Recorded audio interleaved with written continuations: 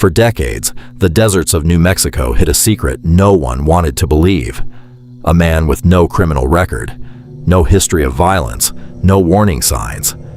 Yet behind the locked doors of a small trailer he called the Toy Box, he built one of the most disturbing torture chambers ever discovered in the United States. Police believe he may have had up to 60 victims. Only 3 were ever found alive.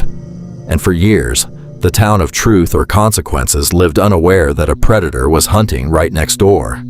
His name was David Parker Ray, a mechanic, a park ranger, a trusted neighbor, and one of the most sadistic criminals in American history.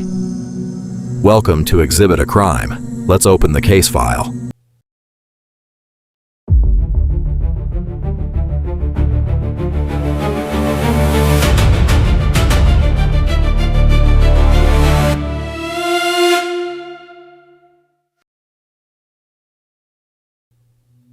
David Parker Ray was born in 1939. His childhood was far from normal. His father was violent, his mother was absent, and David spent most of his early years isolated, bullied, and alone. But the real turning point came when he was just a teenager. His father gave him a set of sadistic magazines, graphic, violent material that no child should ever see. Investigators later believed this was the moment Ray's fantasies began to form. By the time he reached adulthood, Ray had learned how to hide his darkness behind a calm, polite exterior. He joined the military. He worked steady jobs. He blended in. No one suspected the world he was building inside his mind. Ray purchased a small trailer near Elephant Butte Lake. From the outside, it looked ordinary. Inside, it was something else entirely. Investigators found a gynecological examination table, leather straps bolted to the walls, a mirror positioned above the table, dozens of surgical tools, a video camera, and a large wooden box with restraints inside. But the most disturbing item was the cassette tape. On it, Ray calmly explained to his victims what he planned to do to them. His voice was emotionless, cold, practiced.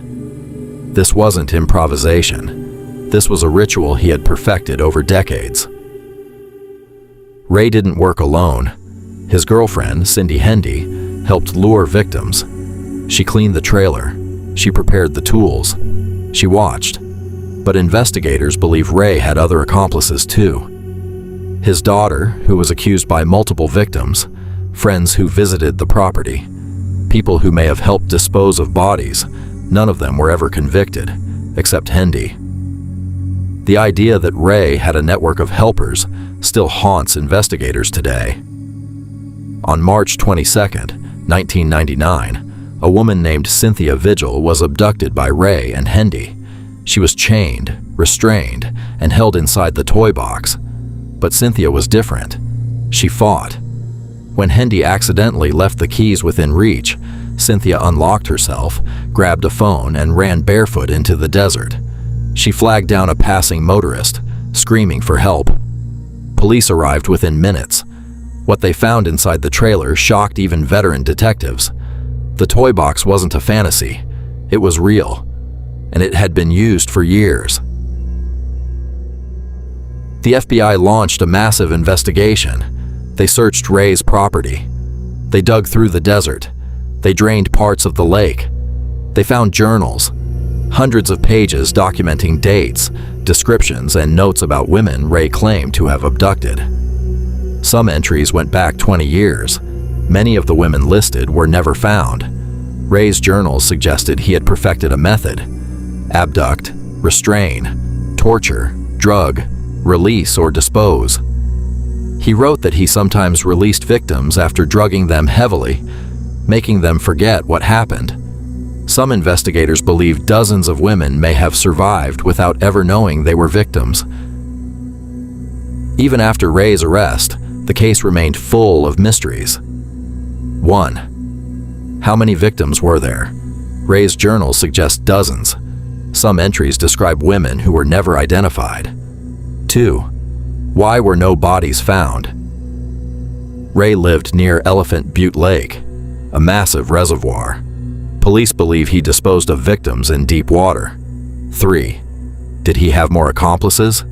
Several witnesses reported seeing other people at the trailer. None were ever charged. 4. Were some victims released? Ray wrote that he drugged victims so heavily they couldn't remember what happened. It's possible some survivors never realized they were part of the case. David Parker. Ray was convicted in 2001.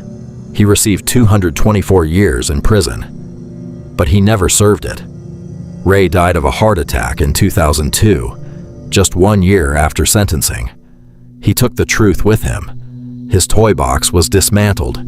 His property was searched repeatedly, but no additional victims were ever located.